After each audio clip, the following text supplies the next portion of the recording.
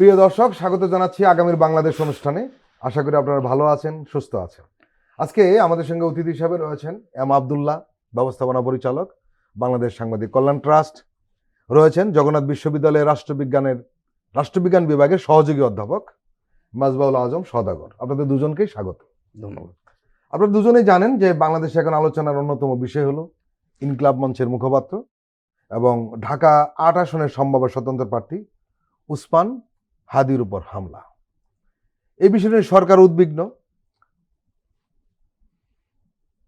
কারণ হলো জুলাই যোদ্ধাদের মধ্যে ভয় ঢুকিয়ে দেওয়ার একটি অপচেষ্টা এটি। প্রধান উপদেষ্টা প্রফেসর মোহাম্মদ ইউনূস বলেছেন হাদির উপর এই হামলা বাংলাদেশের অস্তিত্বের উপর হামলার সমান। হাদির উপর হামলাকে কেন্দ্র করে গতকাল শনিবার আপনি জানেন যে প্রধান উপদেষ্টা 3টি রাজনৈতিক দলের সঙ্গে বৈঠক করেছেন, জামাতে ইসলামী, বিএনপি এবং জাতীয় নাগরিক পার্টি। সেখানে বিএনপি, জামাত এবং নাগরিক পার্টির সিনিয়র নেতারা উপস্থিত ছিলেন এবং সেখানে কয়েকজন উপদেষ্টা অংশ নিয়েছিলেন, এর মধ্যে আইন উপদেষ্টা ছিলেন। এই যে গুলিবর্ষণ, সরকারের তৎপরতা, গোটা বিষয়টিকে আপনি কিভাবে দেখছেন? এখন ওসমান হাদির উপরে গুলিটা যথার্থভাবেই বলেছেন প্রধান উপদেষ্টা যে এটা বাংলাদেশের অস্তিত্বের, কেন অস্তিত্বের? একজন ওসমান হাদি তো একজন 33 বছর বয়সী একজন তরুণ, মধ্যবিত্ত পরিবারের একজন সন্তান, নিম্ন মধ্যবিত্তই বলা যায়, মধ্যবিত্ত বললেও বেশি বলা হবে। তো তার উপর গুলি হয়েছে, সেটাকে প্রধান উপদেষ্টা কেন বললেন যে অস্তিত্বের উপর আঘাত? এটাই হচ্ছে মূল জায়গা আমি মনে করি।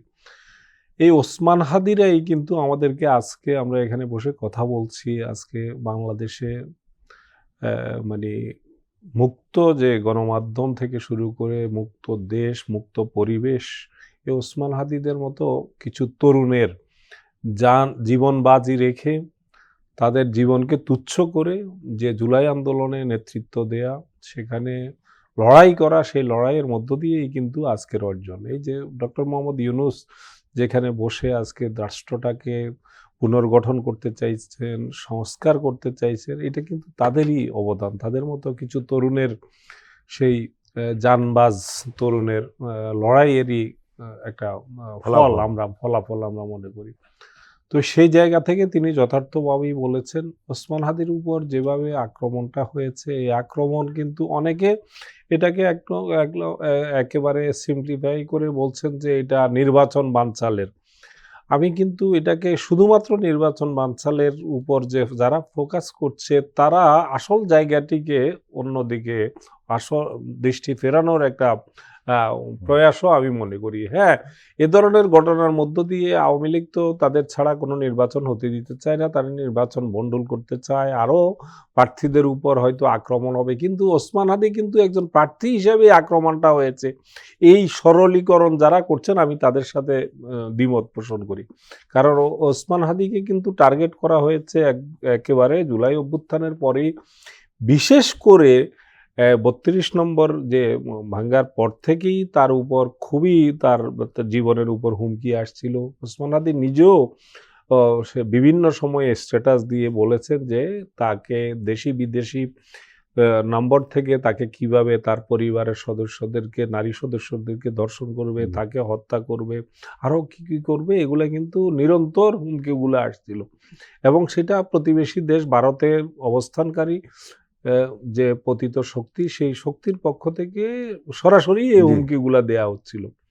ওসমান হাদি আসলে রক্ত মাংসের একজন মানুষ হলেও সে কিন্তু একটু, আমি মনে করি সে এই বয়সেই অতি মানবীয় কিছু তার বৈশিষ্ট্য সে ধারণ করতে পেরেছিল। তার যে দুরন্ত যে সাহস, অকুতোভয় যে তার যে বক্তব্য, তার যে প্রত্যেকটি ইস্যুতে স্বচ্ছ যে একটা কনসেপ্ট, এবং তার মধ্যে আমরা দেখেছি যে এরকম একজন প্রতিভাবান তরুণ হয়তো আরও আছে, কিন্তু আমরা এইভাবে উঠে আসার উদাহরণ কিন্তু খুব কম।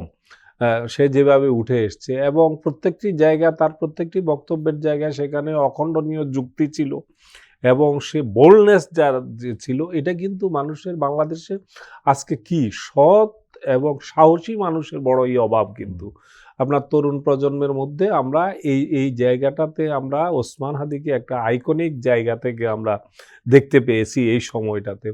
তো যে কারণে তো ওসমান হাদির আপনি দেখেন ভার্চুয়াল জগৎ জুড়ে ওসমান হাদি কিন্তু ও সেটা দখল করে আছে।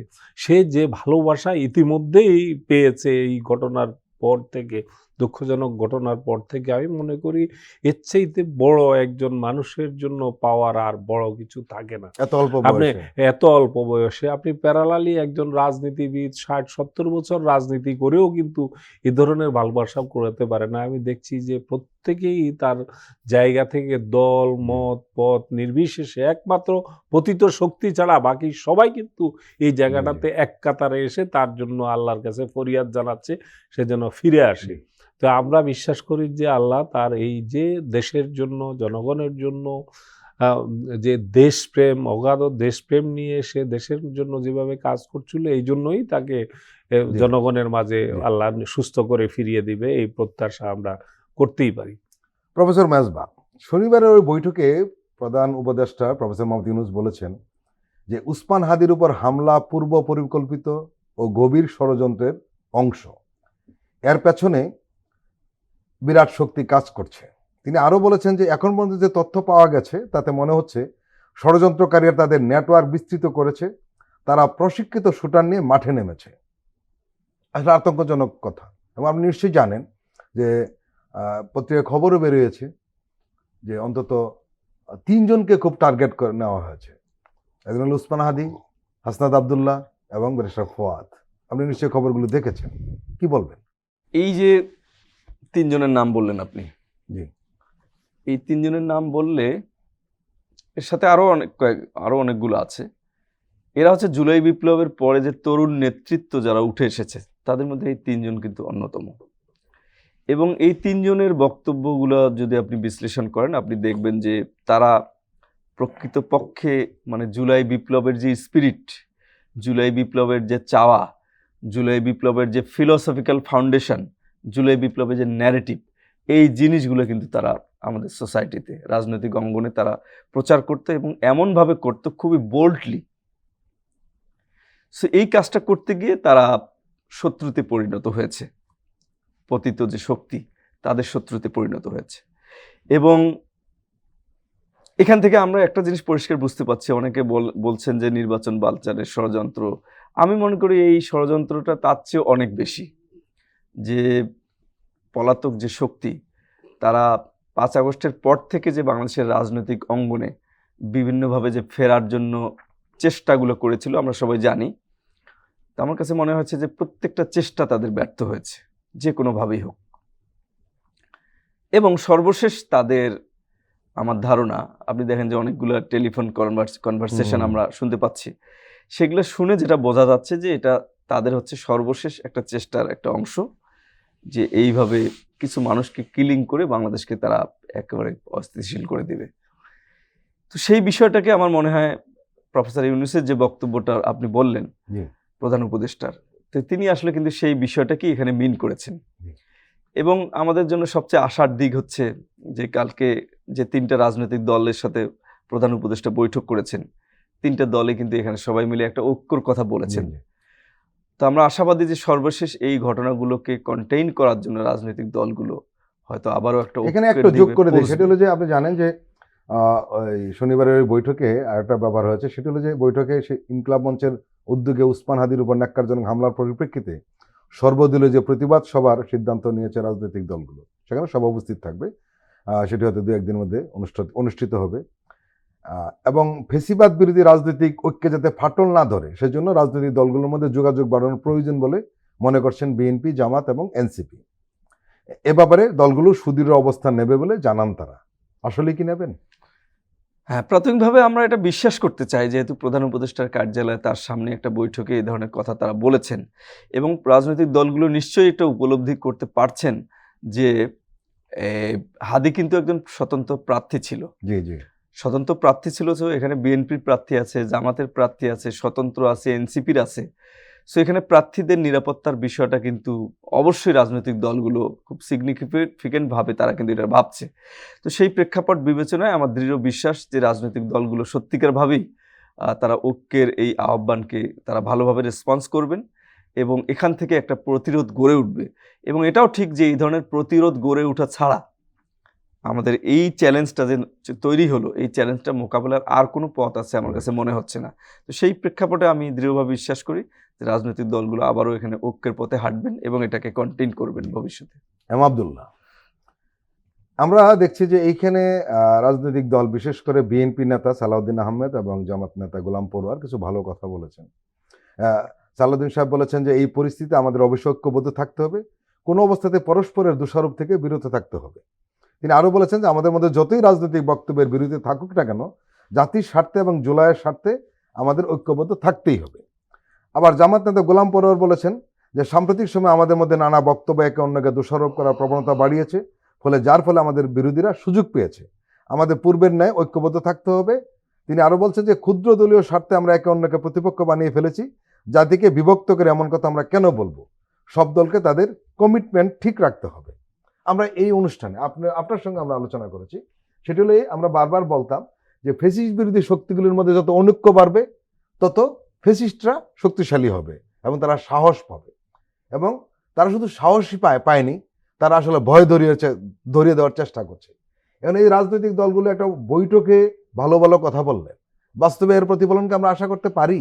প্রতিফলন তো দেখছি না, কারণ ভার্চুয়াল জগতে গত 2-3 দিন ধরে সেই হাদির যে এই ঘটনার পরও যে ভার্চুয়াল জগতে যদি আমরা দেখি, তাহলে বিএনপি জামাত পরস্পর বিরোধী যেভাবে, যেখানে ফ্যাসিবাদী শেখ হাসিনার প্রত্যক্ষ নির্দেশে এই ঘটনা ঘটেছে স্পষ্ট বোঝা যাচ্ছে।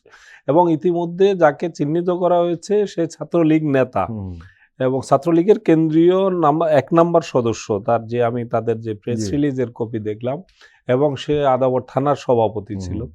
তো সেই জায়গাটাতে আমরা দেখছি এই দুটি দল একে অপরকে দিয়ে ইভেন এআই দিয়ে ছবি বানিয়ে সেগুলোকে কার্ড বানিয়ে সেগুলো দেয়া হচ্ছে, যে কেউ দিচ্ছে যে সাদেক কাইমের পাশে তাকে দেখা যাচ্ছে, কেউ দিচ্ছে রিজভির পাশে, সর্বশেষ দেখলাম যে রিজভির পাশে বসিয়ে চা খাওয়াচ্ছে। তো এই যে এই নোংরামির তো একটা পরিসীমা থাকা উচিত। এখন শীর্ষ নেতারা প্রধান উপদেষ্টার অফিসে বসে তারা সুন্দর সুন্দর ডায়লগ দিবেন, কথা বলবেন, আহ্বান জানাবেন, এটার যদি কোনো কার্যকারিতা না থাকে তাহলে তো তাদের নেতৃত্বের দুর্বলতা নিয়েই প্রশ্ন তোলা যেতে পারে, তাই না? কমান্ড তো থাকতে হবে দলের। ইভেন জামাতের কথাও যদি আমি বলি, জামাতের তো একটা কমান্ডিং ভয়েসে তার এই দলটি চলে, কিন্তু সেখানেও এইসব যারা করছে তাদের কি তারা নিবৃত্ত করার কোনো প্রয়োজন মনে করছেন না? বিএনপির জায়গা থেকেও তারেক রহমান বারবার যেসব নির্দেশনাগুলো দিচ্ছেন, সেই নির্দেশনাগুলো কিন্তু কেউ সেভাবে মানছে না। আপনি জামাতের কথা বললেন, তো আমরা আশা করছিলাম যে অনেকে জানে যে জামাত একটা ক্যাডার ভিত্তিক সংগঠন, কিন্তু আমরা এই ঘটনার পরিপ্রেক্ষিতে দেখলাম যে পরস্পর যেভাবে লড়াই করছে, শুরু থেকেই মির্জা আব্বাসের দিকে আঙ্গুল তোলা থেকে শুরু করে তারপরে তার পাল্টা দিতে গিয়ে আবার বিভিন্ন জনের সাথে, তো এগুলো তো খুব দূর। এতে করে তো পুরো ঘটনাটা এটা যে একেবারে মোটামুটি ভাবে সুস্পষ্ট যে এটা শেখ হাসিনা, কারণ তার 2 দিন আগেই কিন্তু শেখ হাসিনা একজনের সাথে কনভারসেশনে বলছে যে করে দেখাও, সে বলছিল যে জুলাইতে যারা করেছে তাদেরকে আমরা অস্ত্র হাতে তুলে নিয়ে হত্যা করব। তখন শেখ হাসিনা বলছেন বেশি কথা বলো না, কথা কম, কাজ বেশি করে দেখাও। তো এইটাতে সুস্পষ্টভাবে প্রমাণিত হয় সে খুনের নির্দেশ দিচ্ছে। এবং এই মামলা, আমি জানি না মামলার কি অবস্থা, যদি মামলা হয় তাহলে হুকুমের আসামি নাম্বার 1 শেখ হাসিনা হওয়া দরকার, এবং যার সংশ্লিষ্টতা ইতিমধ্যে প্রমাণিত হয়েছে প্রায়, সে কিন্তু আসাদুজ্জামান খান কামালের এবং নানকের এই 2 জনের সাথে সম্পৃক্ত। অসংখ্য ছবি তাদের সাথে দেখা যাচ্ছে ঘনিষ্ঠভাবে। সুতরাং এদেরকে নিয়ে এরা যেখানেই থাকুক না কেন, এরা যে হুকুম দিয়ে কিলার পাঠিয়ে এই ঘটনাগুলো ঘটাচ্ছে, এটা সেভাবে মামলাটাও সেভাবে হওয়া উচিত। এবং সেটা নিশ্চয়ই হয়তো বিবেচনা করবেন যারা আইন শৃঙ্খলা, যদিও এত কিছু প্রকাশিত হওয়ার পরও যখন সোশ্যাল মিডিয়া পরস্পরকে এটার জন্য দায়ী করছে, বিশ্বই বিস্ময়কর, স্তম্ভিত হচ্ছে এগুলো দেখে। কিভাবে সম্ভব? তাহলে আমাদের ভবিষ্যৎ কি? আমরা কেন এত বড়, এত রক্তক্ষয়, এত জীবনক্ষয়, এটার মধ্য দিয়ে যদি এদের মধ্যে সম্বিত না ফিরে, এদের যদি পারস্পরিক বোধের উদয় না হয়, তাহলে কিভাবে আমরা সামনের দিনে দেশ গঠন নিয়ে, দেশ নিয়ে আমরা সুন্দর স্বপ্ন দেখব? আমরা যে সংস্কার, যে বাংলাদেশের, নতুন বাংলাদেশের যে চেহারাটি দেখতে চাচ্ছি, সেই চেহারা তো এইসব ভার্চুয়াল জগৎ দেখলে হতাশায় ঢুকতে হয় সেই চেহারা দেখার ব্যাপারে। প্রফেসর মাজবা, এনসিপি প্রধান নাহিদ ইসলাম এই অনুষ্ঠানে কিছু কথা বলেছেন। উনি একটু আলাদা করে মনে হয়েছে ওনার কথাগুলো বিএনপি এবং জামাতের নেতাদের বক্তব্যের চেয়ে একটু আলাদা। নাহিদ ইসলাম বলেছেন যে জুলাই অভ্যুত্থানের পর থেকে কিছু লোক এই অভ্যুত্থানকে খাটো করার জন্য নানা অপতৎপরতা চালিয়ে আসছে। তিনি বলেন, সুসংগঠিতভাবে জুলাইয়ের বিরুদ্ধে ক্যাম্পিং চলছে, মিডিয়া ও প্রশাসনের নানা স্তরে এই কাজ হচ্ছে। নির্বাচনের পর যারা ক্ষমতা আসবে তারাও এর ভুক্তভোগী হবে, কেউই একা সরকার চালাতে পারবে না। কি বলবেন? হ্যাঁ, নাহিদ ইসলামের বক্তব্যের কিছুটা সিগনিফিকেন্স তো রয়েছেই। আমাদের পলিটিক্যাল যে সোসাইটি, সেখানে একটা সিগনিফিকেন্স আছে। কারণ এই জুলাই বিপ্লব যেটা হয়েছে, এটা স্বাধীনতা পরবর্তী সময়ে আমাদের যে সরকার পরিবর্তনের যে ইভেন্টগুলো রয়েছে, তার থেকে তো জুলাই সম্পূর্ণরূপে আলাদা। তো জুলাইকে নর্মালাইজ করার চেষ্টা, অন্যান্য স্বাভাবিক রিজিম চেঞ্জের চেষ্টার সাথে জুলাইকে সমপর্যায়ে মর্যাদা দিয়ে দেখা, সেই অনুযায়ী সবকিছুকে দেখা, এটা একটা বড় ধরনের রাজনৈতিক বিভ্রান্তি, এবং নিশ্চয়ই এই বিভ্রান্তিতে কারো পা দেওয়াটা সঠিক হবে না। নাহিদ ইসলাম হয়তো সেটাই বোঝানোর চেষ্টা করেছেন। এবং এটিও সত্য যে আগামীতে রাজনৈতিক দলগুলো তো সবাই স্বীকার করেছে, কম হোক আর বেশি হোক, রাজনৈতিক পরিবর্তন সবাই চাচ্ছে। কেউ কম চাচ্ছে, কেউ বেশি চাচ্ছে, কেউ অনেক বেশি চাচ্ছে, এটা আছে, কিন্তু পরিবর্তন সবাই চাচ্ছে। তো এই পরিবর্তনশীল রাজনীতিতে আপনার সামনে যে সরকার যারা গঠন করবে, সেই সিচুয়েশনটা তো একটা চেঞ্জিং পলিটিক্যাল সিচুয়েশন। সেটা তো আগের মতো ট্রেডিশনাল সিচুয়েশন থাকবে না। সো চেঞ্জিং পলিটিক্যাল এই সিচুয়েশনের সাথে চেঞ্জিং বিহেভিয়ার লাগবে, চেঞ্জিং স্ট্র্যাটেজি লাগবে, চেঞ্জিং পলিটিক্স লাগবে, সব কিছু চেঞ্জিং লাগবে এখানে। এইটাকে নর্মাল আগের রাজনীতির সাথে তুলনা করে যে আগে যেভাবে টিকে থাকতাম একইভাবে থাকবো, আগে যেভাবে থাকতাম একইভাবে চলবো, এইটা তো আমার মনে হয় না মন থেকে কোনো রাজনৈতিক দল এটা বিশ্বাস করে। তারা সবাই জানে যে আগামী দিনগুলো খুব কঠিন। আপনি দেখবেন যে তারেক রহমান একটা কথা বারবার বলতেছে যে আগামী নির্বাচনটা কঠিন। যত সহজ বলা আছে এটা অত সহজ না।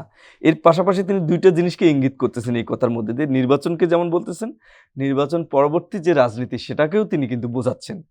এইটা হচ্ছে চেঞ্জিং সিচুয়েশন। এই চেঞ্জিং সিচুয়েশনের সাথে কিন্তু অনেক রাজনৈতিক দলের লিডার আপনার অ্যাডাপ্ট করতে পারছে না। তারা এটাকে অ্যাজ ইউজুয়াল একটা পলিটিক্যাল চেঞ্জ হিসেবে দেখতেছে, এবং আগে যেভাবে রাজনীতিকে দেখতো সেভাবেই দেখতেছে, যেটা একটা বড় ধরনের বিভ্রান্তি বলেই আমার কাছে মনে হয়। প্রিয় দর্শক, আমরা এখন একটি বিরতি নিচ্ছি, আপনারা আমাদের সঙ্গেই থাকুন।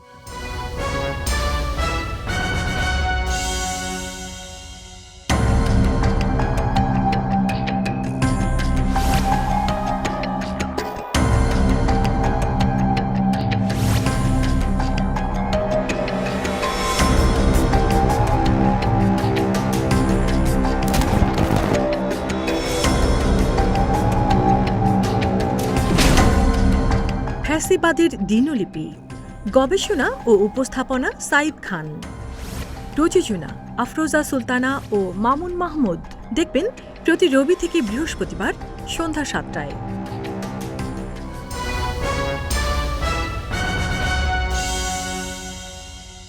আবারও স্বাগত আগামীর বাংলাদেশ অনুষ্ঠানে। আজকে আমাদের সঙ্গে আলোচনায় রয়েছেন এম আবদুল্লাহ, ব্যবস্থাপনা পরিচালক, বাংলাদেশ সাংবাদিক কল্যাণ ট্রাস্ট। রয়েছেন জগন্নাথ বিশ্ববিদ্যালয়ের রাষ্ট্রবিজ্ঞান বিভাগের সহযোগী অধ্যাপক মেজবাউল আজম সওদাগর। নাহিদ ইসলাম আরও কিছু কথা বলেছেন। তিনি বলেছেন যে জুলাই অভ্যুত্থান নিয়ে মিডিয়া ও সামাজিক যোগাযোগ মাধ্যমে এমন নেগেটিভ তৈরি করা হচ্ছে যাতে মনে হয় যারা অভ্যুত্থান করেছে তারা অপরাধ করেছে। আওয়ামী লীগ ও জাতীয় পার্টিকে নর্মালাইজ করতে নানা চেষ্টা চলছে। টিভি টক শোতে তারা নিয়মিত অংশ নিচ্ছে, প্রশাসনের বিভিন্ন জায়গায় বৈঠক করছে, বিশ্ববিদ্যালয়গুলিতে মিলিত হচ্ছে এবং আদালত প্রাঙ্গণে স্লোগান দিচ্ছে। এম আবদুল্লাহ, কি বলবেন?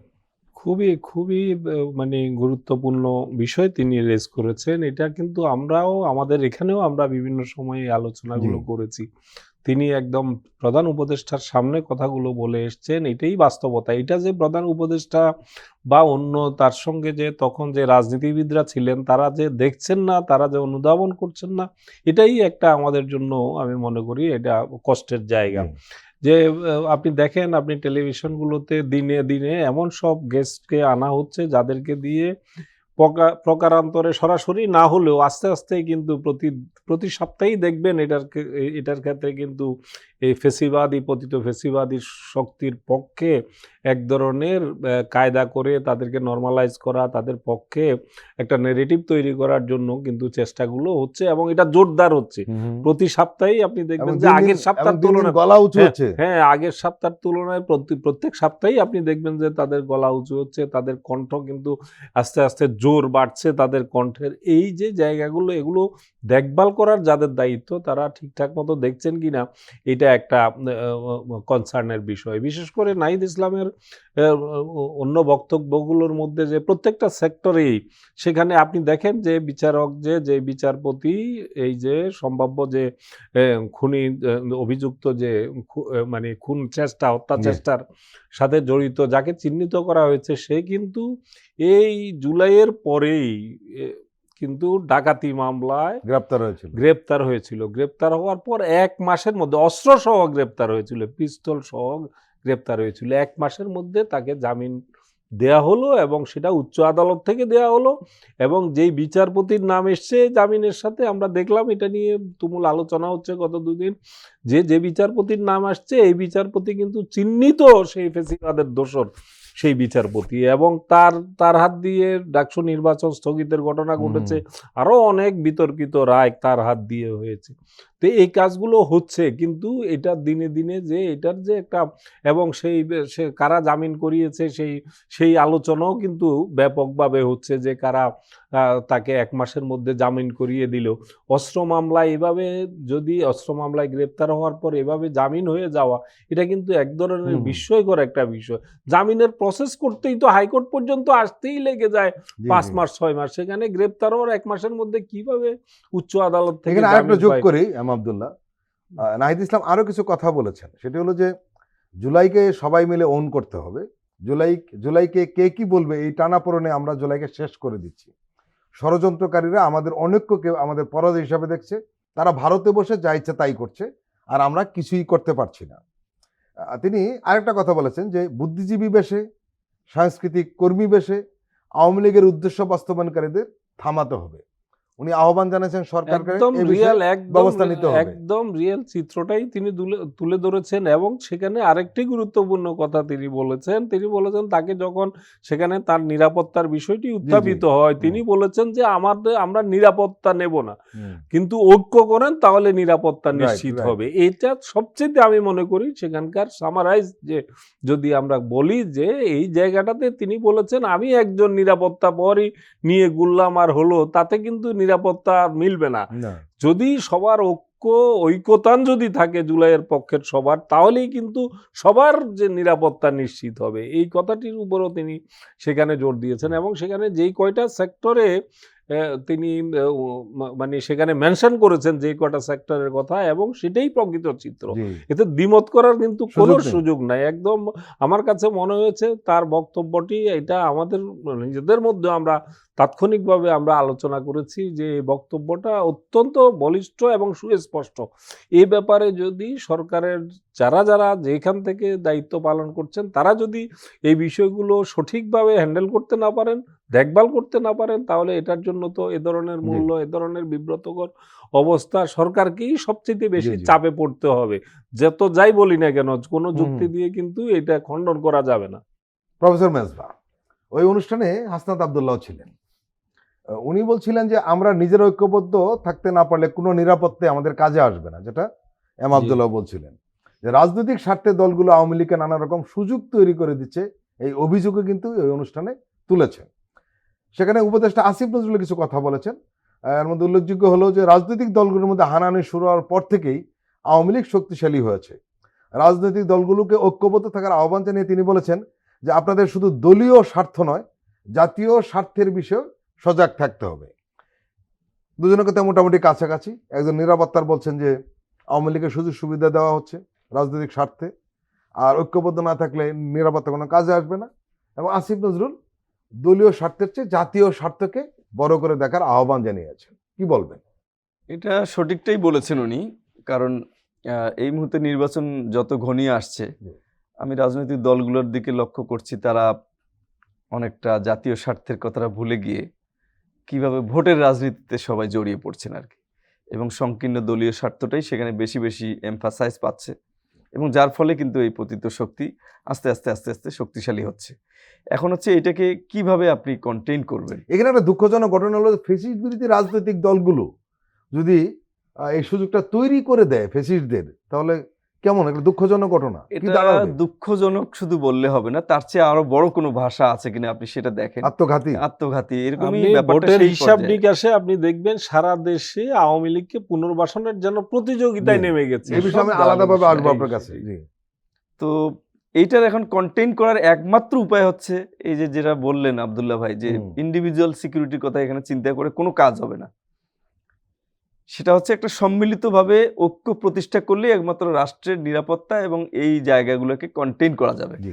আদারওয়াইজ তাদেরকেই সুযোগ করে দেওয়া হবে। এটা যত তাড়াতাড়ি রাজনৈতিক দলগুলো এখন বুঝবে, তত তাড়াতাড়ি আমরা সকলেই সিকিউরড হব এই থ্রেট থেকে।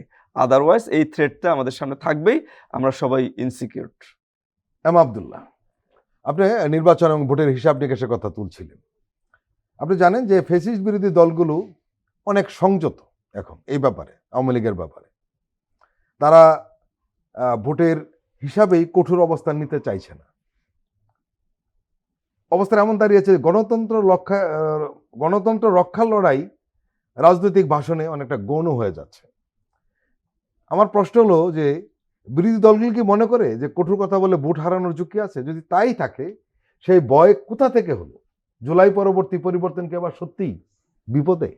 না, এটা তো আমাদের জন্য খুবই খুবই দুঃখের বিষয় এবং মানে বিস্ময়ের বিষয়ও, যে আপনি দেখেন আমরা এই পর্যন্ত গত আগস্টের পর থেকে, 24 আগস্টের পর থেকে, এই সরকার দায়িত্ব নেওয়ার পর থেকে এই পর্যন্ত যতগুলো জরিপ হয়েছে, কোনো জরিপেই কিন্তু আওয়ামী লীগের বর্তমান যে জনমতের ভিত্তি, আওয়ামী লীগের প্রতি সহানুভূতিশীল ভোটার বলেন বা জনগণ বলেন, এটা 7 to 10% উপরে নয়। এই 10% জন্য আমরা দেখছি যারা 90% যারা মালিক বা 80% যাদের পক্ষে আছে, তারা ব্যাকুল হয়ে গেছেন। তারা এলাকায় এলাকায় আওয়ামী লীগের লোকজনকে কিভাবে পুনর্বাসন করবেন, দলে ভিড়াবেন, এই যা, এবং কিছু কিছু গোপনে করছেন, কিছু কিছু প্রকাশ্যে করছেন।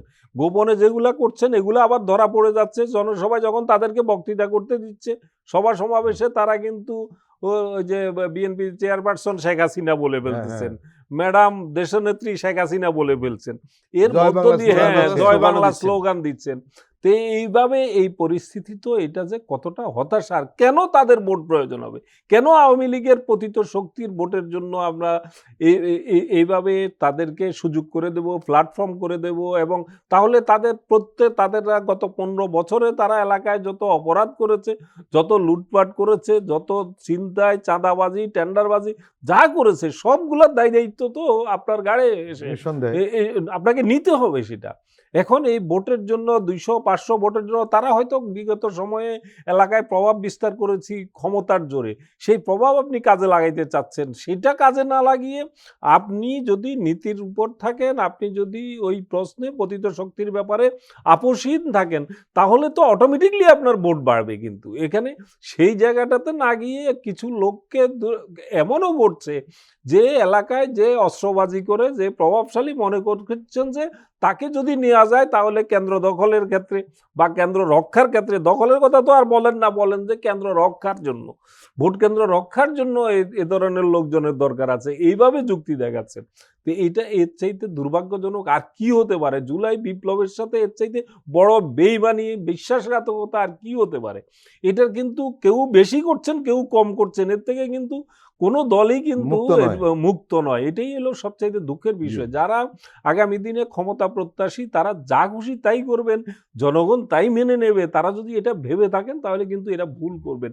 মানুষ কিন্তু এখন অনেক সচেতন জি। মানুষ, মুহূর্তের মধ্যে এটা তো হাদির ঘটনায় কিন্তু প্রমাণিত হয়েছে।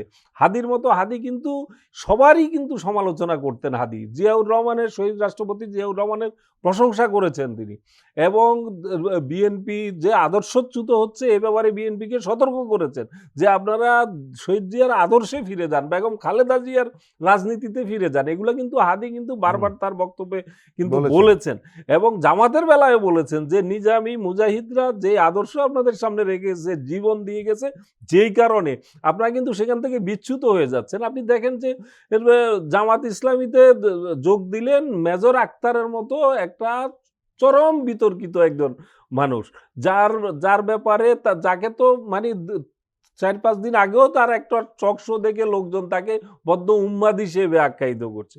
তো তাকে এখানে যোগদান করিয়ে আপনার ওই আসনটা পেতে হবে। এতটা দন্য অবস্থায় কেন এই চিন্তাগুলো, এই বিষয়গুলো কেন করছেন? এটা আমাদের কাছে বোধগম্য মানে হচ্ছে না। কিশোরগঞ্জের 2 এবারে- আসনেই 2 দলের ঝামেলা। না সেটাই, আরেকজনের না, আরেক সেটা দল হলো কি কিশোরগঞ্জে এরা। হ্যাঁ, কিশোরগঞ্জেরই এরা। তো এটা দুইজনই কিন্তু বদ্ধ উন্মাদের মতো আচরণ করছে রাজনীতির মাঠে। তাদের কিন্তু ভাবমূর্তি চরমভাবে খারাপ, কিন্তু তাদেরকে এখন দলে ভিড়িয়ে এগুলো করতে চাচ্ছেন। এটা কেন হবে? এটা এখন তো আওয়ামী লীগ নাই, আপনারা এই 2 দলের প্রায় কাছাকাছি আদর্শের লোকজনই তো নির্বাচিত হবে।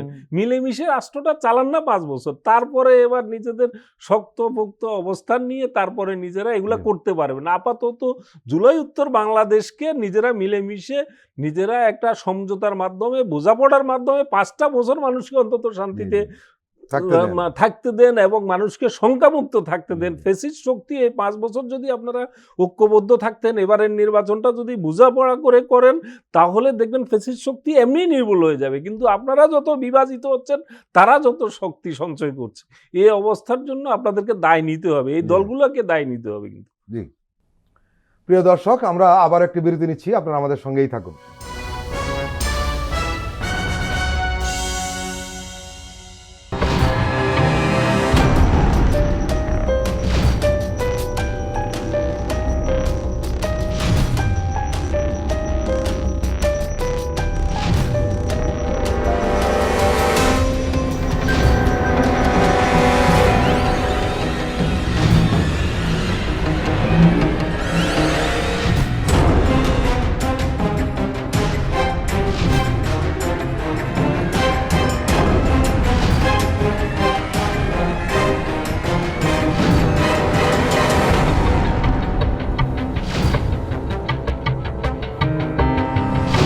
কেমন আছে অর্থনীতি দেখবেন প্রতি সোম ও মঙ্গলবার রাত 10:20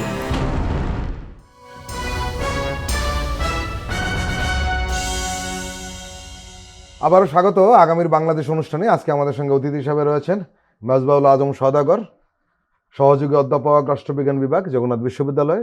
রয়েছেন বাংলাদেশ সাংবাদিক কল্যাণ ট্রাস্টের ব্যবস্থাপনা পরিচালক M Abdullah. Professor Mezba, M Abdullah খুব কঠিনভাবে বলেছেন, কিন্তু বাস্তব চিত্র এটি। আমাদের রাজনৈতিক দলগুলো এখন আসলে ভোট ইকোনমিতে বন্দী হয়ে গেছে, যেখানে নীতি বা মূল্যবোধ একেবারে গৌণ। আওয়ামী লীগ ভোটারদের কোট আনকোট করছে খুশি রাখার যে প্রবণতা আমরা লক্ষ্য করছি, সেটা রাজনীতিতে কোন বাস্তবতায় নিয়ে যাবে আমরা জানি না। এবং এই যে বিশেষ ভোটার গোষ্ঠীকে সন্তুষ্ট করার প্রতিযোগিতা, এটি কিন্তু 2 দলেরই মরালকে দুর্বল করছে। আওয়ামী লীগকে খুশি রাখার এই যে হুড়োহুড়ি, এই রাজনীতির অর্থ কি? বিষয়টা হচ্ছে এই পারসেপশনটাই হচ্ছে রং। জি। রং বলতে কি, আপনি ভোটের যে ক্যালকুলেশন, যেটা ভয় পাচ্ছে সবাই, অনেকে এই ধরনের ন্যারেটিভ একটা দাঁড় করানোর চেষ্টা করছে যে আওয়ামী লীগের বিশাল ভোট ব্যাংক। আওয়ামী লীগ আমলে যেটা আমরা দেখতাম যে 40%, 45% ভোট আওয়ামী লীগের। জুলাই বিপ্লবের পরে যে এই ভোট ব্যাংকটা যে এখন আর নাই, এই ভোট ব্যাংক আওয়ামী লীগের নাই জন্যই তো আওয়ামী লীগকে ভোট কারচুপি করতে হয়েছে। জি। আওয়ামী লীগের যদি এরকম এত বড় ভোট ব্যাংক থাকতো, তাহলে আওয়ামী লীগকে তো ভোট কারচুপি করতে হতো না, 16 বছর তো স্বৈরতন্ত্র ফ্যাসিবাদ প্রতিষ্ঠা করতে হতো না। নাই জন্য আমার একটা ব্যক্তিগত অভিজ্ঞতা বলি, সেটি হলো আমি একজনকে কথা বলেছিলাম যে আপনারা ভোটটা সুষ্ঠুভাবে দেন কেন। যে ইলেকশনে জিতুক আওয়ামী লীগের সময়, উনি কিন্তু আপনার কথার প্রতিধ্বনি করেছেন, স্পষ্ট বলেছেন যে কি বলেন আপনি, সুষ্ঠু ভোটের তো আমি ক্ষমতায় আসবো না। তা সেটাই আমি বলছি, অস্তিত্বই থাকবে না। অস্তিত্ব। সেটাই আমি বলছি। তাহলে ভোট ব্যাংকটা এই ভোট ব্যাংকটাই কিন্তু মাথা খারাপ করে দিচ্ছে রাজনৈতিক দলগুলো। শুধু শুধু তারা এখনো মনে করতেছে যে ওই ভোট ব্যাংক তো আছে, ওই ভোটগুলো টানতে হবে। আসলে ওই ভোট ব্যাংকটা তো রিয়েল ভোট ব্যাংক ছিল না, না। ওটা তো সব জাল ভোট দিত তারা, জাল ভোটের একটা হিসাব। প্রকৃতপক্ষে আওয়ামী লীগের ভোট 12 থেকে 13%-এর নিচে হবে না। এর মধ্যে আপনি নিশ্চিত থাকেন যে 5% to 6% এরা আগে ক্ষোভে এরা কখনো ভোট দিতে যাবে না, যত যেভাবে ইলেকশন হবে। জি, বাকি যে ভোটগুলো আছে এগুলো আওয়ামী লীগের একবার ডাই হার্টের ভোট না, এগুলো সাধারণ মানুষ এমনিতে ভোট দিত, এবং এক এক এলাকায় এক এক রকম চেহারা দাঁড়াবে। একরকম, এবং এই ভোটগুলো বিভিন্নভাবে ভাগ হয়ে যাবে। জি, সুতরাং রাজনৈতিক দলগুলো যে ন্যারেটিভ দ্বারা প্রভাবিত হচ্ছে, এটা হচ্ছে জুলাই বিপ্লবের আগের ন্যারেটিভ। অর্থাৎ এটার দ্বারা এই মিন করা হচ্ছে, এটা বোঝা যাচ্ছে যে রাজনৈতিক দলগুলো যে জুলাই বিপ্লবের পরবর্তী যে দেশের যে পরিস্থিতি, মানুষের মধ্যে যে একটা সাইকোলজিক্যাল চেঞ্জ এসেছে, একটা মনস্তাত্ত্বিক যে বিপ্লব হয়ে গেছে মানুষের মাইন্ডসেটের মধ্যে, এই জিনিসটা এখনো রাজনৈতিক দলগুলো ধরতে পারেনি। জি। তো এখন নির্বাচন হওয়া পর্যন্ত যদি এই রাজনৈতিক দলগুলো যারা এই চেঞ্জকে ধরতে পারবে, তারাই আসলে নির্বাচনে লাভবান হবে। আর যারা এই চেঞ্জকে ধরতে পারবে না, তারা আসলে ভুল পথে পরিচালিত হচ্ছে, এবং তারা কিন্তু নির্বাচনের হওয়ার পরে টের পাবে, তার আগে টের পাবে না।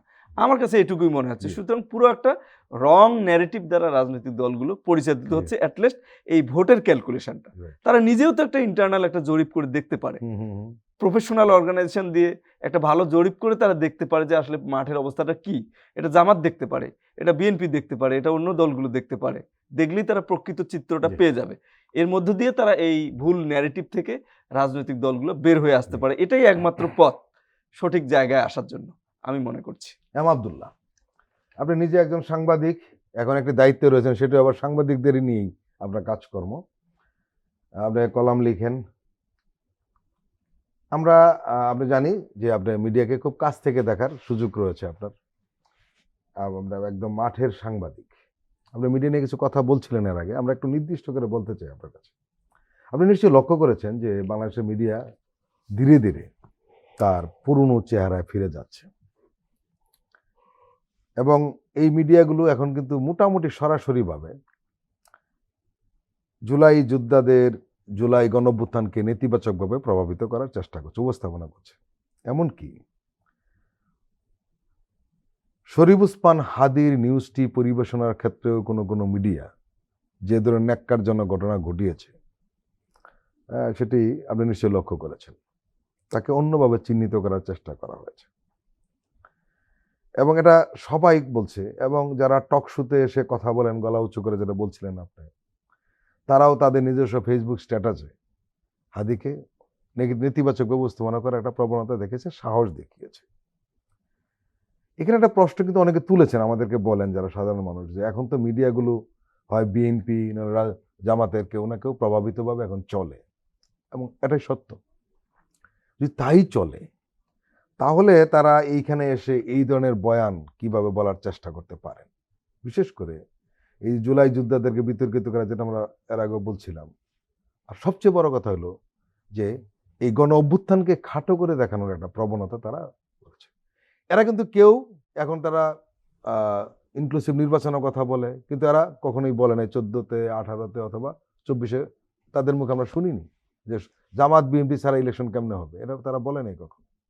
একই সঙ্গে তারা আরেকটা কাজ করছে, সেটা হলো যে আওয়ামী লীগের যে কুকীর্তি, সেটা গুম, খুন, হত্যা বা অর্থ পাচার, এই বিষয়গুলি সম্পর্কে তারা একদম চুপ। আরো দুঃখজনক ঘটনা, ফ্যাসিস্ট বিরোধী শক্তিগুলোর প্রতিনিধি হিসাবে যারা টকশোতে যান, তারাও এখন আওয়ামী লীগের সেই যে কীর্তিকলাপগুলো সামনে আনছেন না, এক ধরনের ভাইরাল হওয়ার বিতর্ক তৈরি করছেন। এই যে প্রবণতাটা তৈরি হলো, আপনি কি আমাদের একটু ব্যাখ্যা করবেন যে আসলে কেন এটা ধীরে ধীরে এই অবস্থা দাঁড়ালো? এটা তো খুবই স্বাভাবিকভাবেই হয়েছে। আমি কিন্তু আপনার স্মরণ থাকার কথা, আমি কিন্তু একেবারে জুলাই অভ্যুত্থানের পরেই যখন মিডিয়াগুলোতে কিছু চেঞ্জ হচ্ছে আর হচ্ছে না, তখনই কিন্তু আমি বলেছিলাম যে এই মিডিয়াগুলো কিন্তু অচিরেই কিন্তু এরা স্বরূপে ফিরবে। আমার অনুষ্ঠানেই বলেছিলেন। হ্যাঁ, তারা স্বরূপে ফিরে জি। আসবে, এবং বিশেষ করে নির্বাচনের যখন শুরু হবে। কাছাকাছি যাবে, নির্বাচনের তফসিল ঘোষণা হবে, তখন সরকার সাধারণত রুটিন কাজের মধ্যে চলে যায়।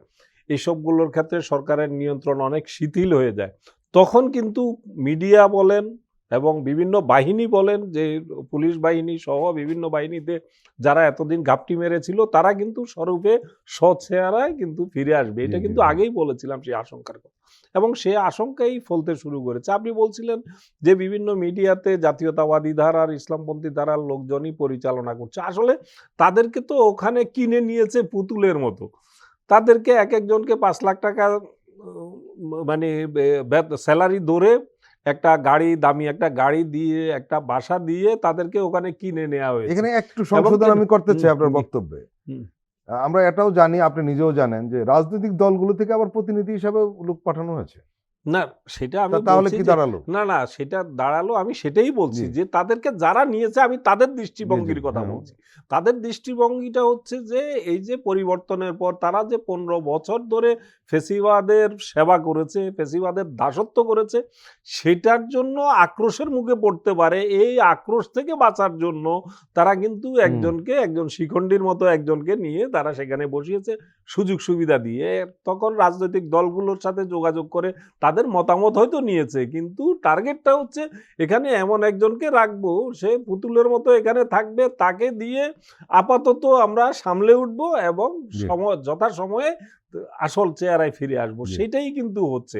আপনি দেখেন যে অ্যাক্টিভ আপনার যে কয়টার পর আমি নাম উল্লেখ করতে চাই না, সবাই আমার সহকর্মী, জি, জি। সহযোদ্ধা, অতীতে একসাথে কাজও করেছি অনেকের সাথে।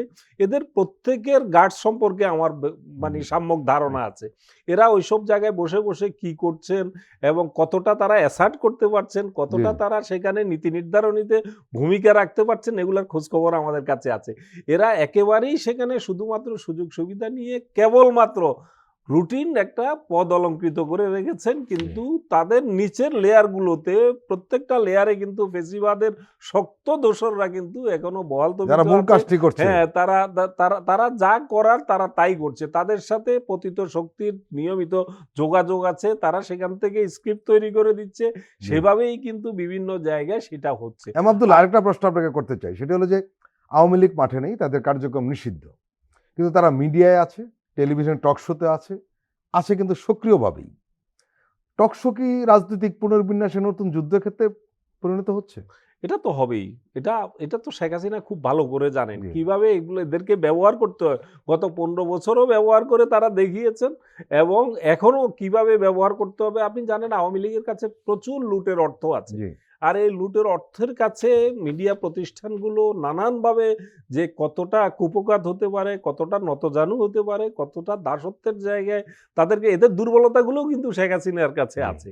এদের প্রত্যেকের দুর্বলতা, এই মিডিয়া হাউসগুলোর যারা কর্ণধার, তাদের প্রত্যেকের দুর্বল জায়গাগুলো প্রমাণাদি কিন্তু শেখ জি, হাসিনার জি। হাতে। শেখ হাসিনা কিন্তু এগুলা ওই কিছুটা তো ঠোঁট কাটা, এটা বলতেই হবে।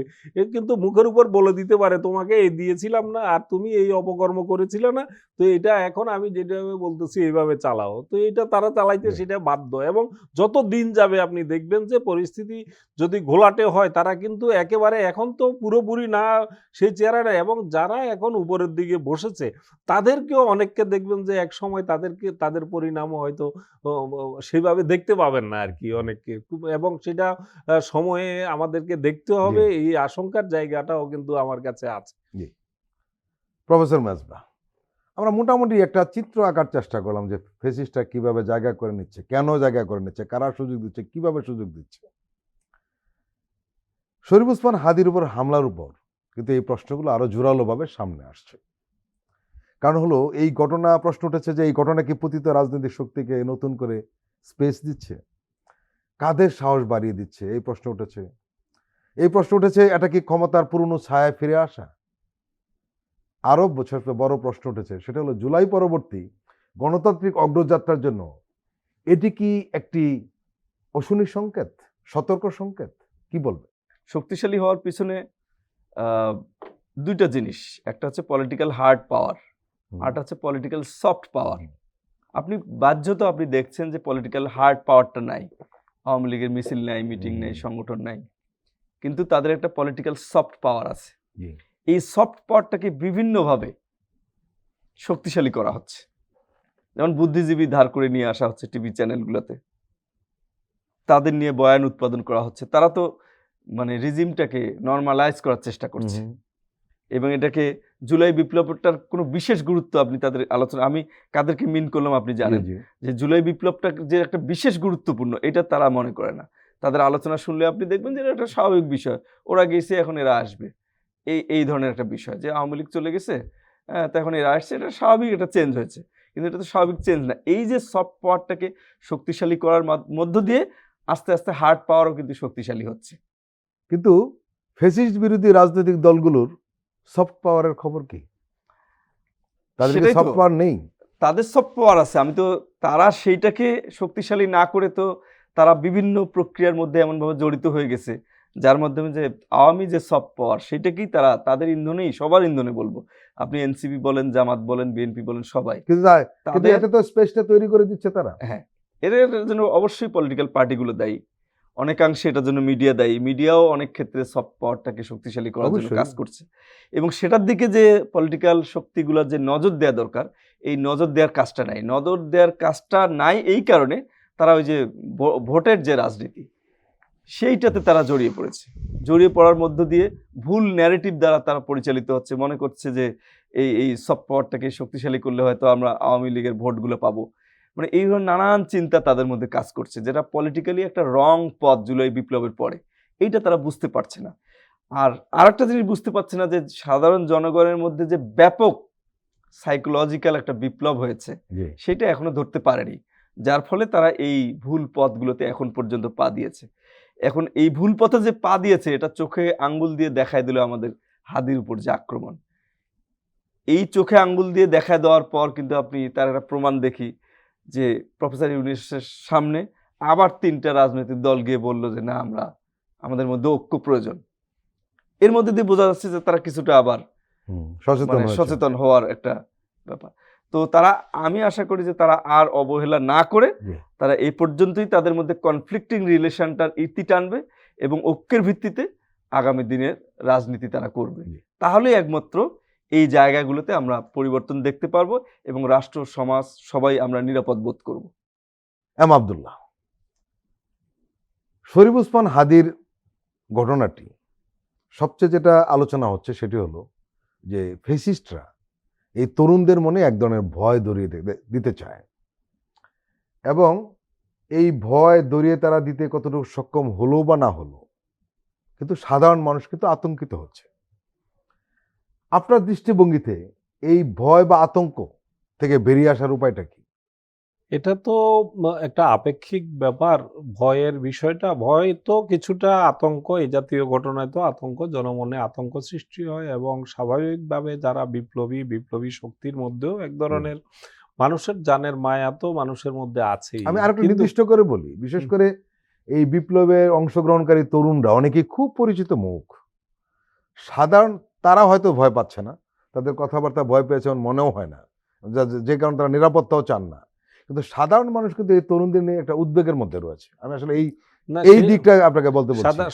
সাধারণ মানুষের মধ্যে তো ভয়ের জায়গাগুলো তৈরি, এরা শুরু থেকেই জুলাই বিপ্লবের পর থেকেই সাধারণ মানুষ যারা এই তরুণদেরকে ভালোবাসে, এই তরুণদের যে আত্মত্যাগ, এই তরুণদের নেতৃত্বে যে একটি আমাদের দীর্ঘ সময়ের একটা ফেসিবাদের যে পতন হলো, তারপর থেকেই সাধারণ মানুষের একটা দুর্বলতা এদের প্রতি, এই যে বিপ্লবের যে নায়ক নেতাদের অগ্রণী ভূমিকা যারা পালন করেছে তাদের প্রতি একটা দরদের জায়গা কিন্তু সাধারণ মানুষের আছে। একমাত্র পতিত শক্তি ছাড়া বাকি সকলেরই এটা আছে। কিন্তু সেই জায়গাটাতে নিরাপত্তা বোধটা তৈরি করার জন্য এটা বারবারই যেটাতে ফিরে আসতে হবে। যদি মানুষ দেখে যে সবাই ঐক্যবদ্ধ আছে, তাহলেই একমাত্র সাধারণ মানুষও ভাববে, ধরে নেবে যে এই ঐক্যবদ্ধ শক্তির বিরুদ্ধে এই পতিত শক্তি আর কখনোই মাথাছাড়া দিয়ে উঠতে পারবে না, এদের উপর আঘাত হানার সাহস করবে না। এই জায়গাটাই একমাত্র সবকিছুর মূলে কিন্তু ঐক্য এবং ঐক্যবদ্ধ জায়গাটা যদি আমরা তৈরি করতে পারি, ঐক্যটা যদি সুদৃঢ় করতে পারি, দৃশ্যমান করতে পারি, তাহলেই মানুষের মধ্যেও আস্থার সৃষ্টি হবে এবং নিরাপত্তাহীনতার যে জায়গাটা সেটাও অনেকাংশে লাঘব হবে আমার মনে হয়। আব্দুল্লাহ এবং মেজবাউল আজম সদাগর, আপনারা দুজনেই আমাদের দীর্ঘ সময় দিলেন, আপনাদেরকে আন্তরিক ধন্যবাদ। আপনাকে। প্রিয় দর্শক, আজকের অনুষ্ঠান আমরা এখানে শেষ করছি। আপনারা ভালো থাকবেন, সুস্থ থাকবেন। আল্লাহ হাফেজ।